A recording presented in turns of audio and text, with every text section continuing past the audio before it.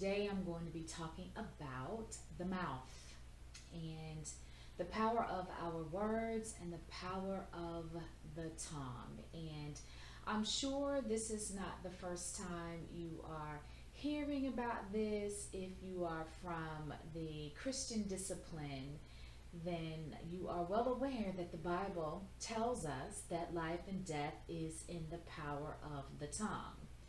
And so on this channel, I like to take, as I said, the spiritual and try to move it into the practical so that we can start to change how we show up in the world on a daily basis.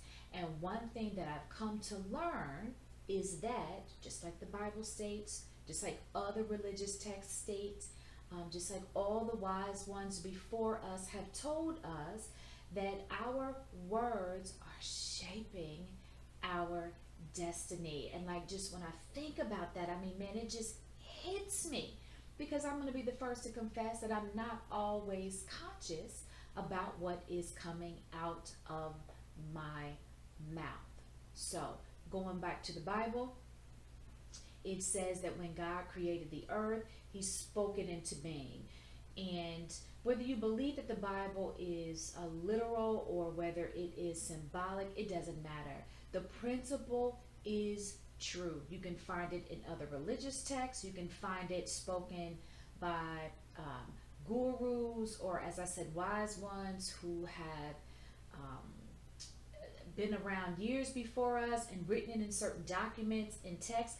It's everywhere. And one thing about me, I tend to go back and try to study what the wise ones of the earth did, whether it was Norman Vincent Peale or Neville Goddard is getting really popular right now, Ernest Holmes, Florence Scovel Shinn. I mean, I can go back so far to like probably early 1900s and find people that were very aware of this principle. And I apologize, there's some outside noise. I think someone may be cutting the lawn. Hopefully you can still hear me. I'm just going to talk right through it. But I go back and I look at what they were saying, and I look at the religious texts and what are they saying over here in the Hindu faith and the Muslim faith and the Christian faith. How do they all line up? And that is, for me, how I discern what is actually truth. Hold on for just a second. Okay, I think he just rolled right on by, thankfully. Hopefully he won't come back. It's just someone cutting the lawn. But again, I'm after truth, and I'm going to dig deep for the truth. And one thing that I'm coming up with is that we are not using our words properly.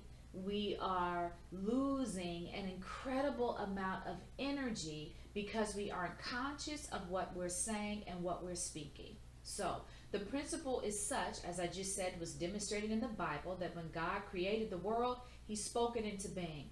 That was a message for us, that you have the power to speak words that will create your future. And so then the question becomes, what is the future that you want to create? You know, if you are not speaking words of life, as the Bible tells us to do, then you are possibly paving a way for a future that you're not going to want to really have to deal with. And so I'm guilty of this. I'm going to be honest with you. It is something that I'm just now starting to move into. I have an issue with profanity. My husband hates it. And just recently, I'm starting to realize, as I see certain sacred texts or hear certain people that live in this space of consciousness, and they're talking about being conscious of our words. And it's not just being creative, intentionally creative, and saying that one day I'm going to be a millionaire or I'm going to lose 25 pounds. That is definitely a part of the creative power of words, but it's also speaking words in anger. I'm real good for, in frustration, yelling out a shit or a damn. I'm just going to be real with you. Those kinds of things lower your vibration. And if you're not familiar with that concept, you can go back and listen to some of the other videos that I've done. I'm pretty sure I did one on manifesting, and I talked about the fact that we are vibrational beings and that there is an energetic makeup of our body. And as we focus on positivity, as we say positive words, then our vibration raises up high. Conversely, if we're not doing that, then our vibration lowers. And when your vibration lowers, you're on the same plane as negativity and negative things. And so you start attracting things into your experience, and you don't want to do that. So if you're not familiar with law of attraction, I did a video on it. There's tons of videos out there. Find a book, find something that talks about this particular principle, because it is very, very important, and it is determining what your life is. And so whether you're aware of it or not, so it behooves us to kind of know and understand that principle, because it literally shapes everything. And so I started to piece together, wait a minute, when I am in a frustrated state and I yell out a damn or shit, my vibration drops, and I don't want that. I'm moving towards trying to practice positivity, trying to be conscious of everything that I'm doing and the energy that I'm putting out and how I'm showing up in the world, and being conscious of my vibration. Why would I lose any kind of energy just yelling out a shit or a damn? And here's the thing, is not so much the word per se, because damn, darn, shit, crap, whatever, is not so much the word. The word is symbolic of the energy. So when I yell out a shit or a damn, the words aren't as important as what it's symbolizing. And it's symbolizing that in that moment, I am frustrated, I am angry, I am doing something that I don't want to do, or dealing with something that I don't want to deal with. That's the shift right there. In this particular moment, being conscious of the words that I'm speaking also makes me conscious of the state. So if I'm going through my day and I get frustrated about something, and I go to say a cuss word, and I stop and I say, wait a minute, I don't want to say that. In that moment, I'm aware, right?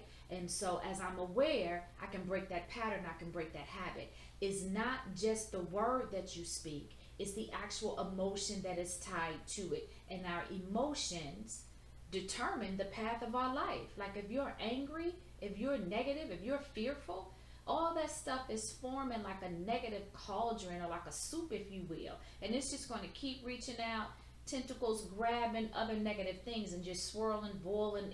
Why would you do that? And so I'm kind of getting to a place where I'm not willing to pay the price.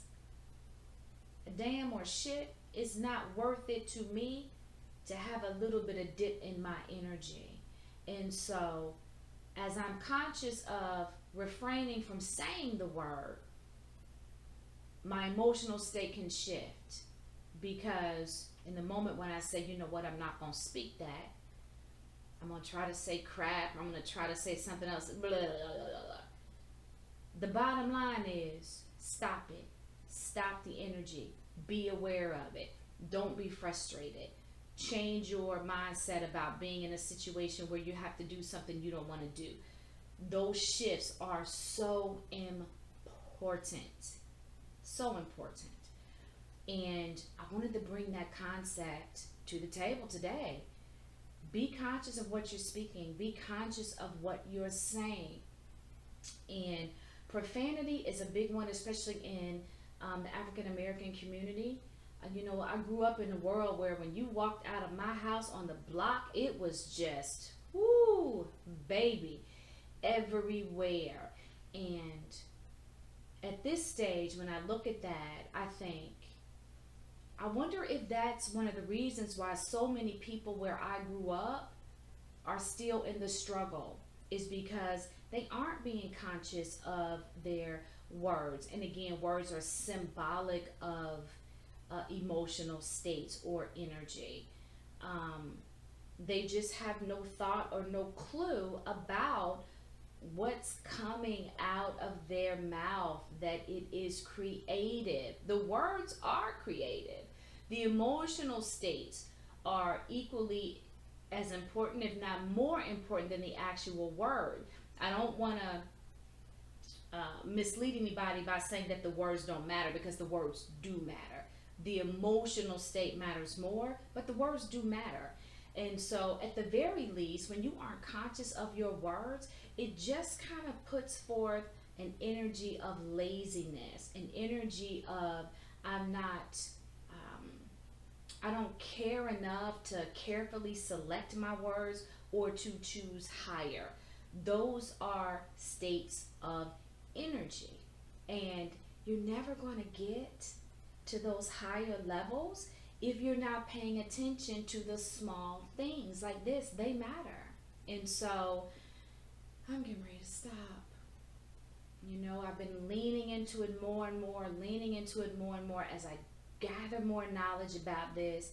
I'm like, you know what you're speaking matters. Saying things like I'm tired, saying things like I don't feel like doing this today, and I don't do that. Mm-mm, mm-mm, mm-mm. All that stuff has creative power, and I'm just not willing to lose the energy.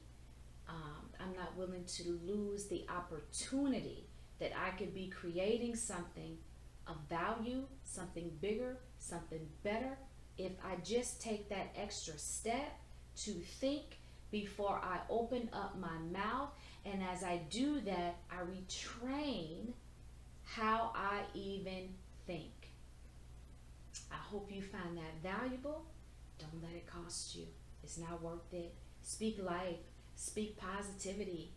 You know, when you don't want to do something, try to find gratitude in the moment. Like, you know what? I really don't want to sweep the floor, but I'm grateful that I have a floor to sweep. I'm grateful that I have a job that allows me to pay for the house or the apartment where the floor is. So I will gladly sweep this floor. Those tiny shifts, moment to moment, have creative power, and they are creating a future that you're going to want to live in. So, there you go. Thanks for listening.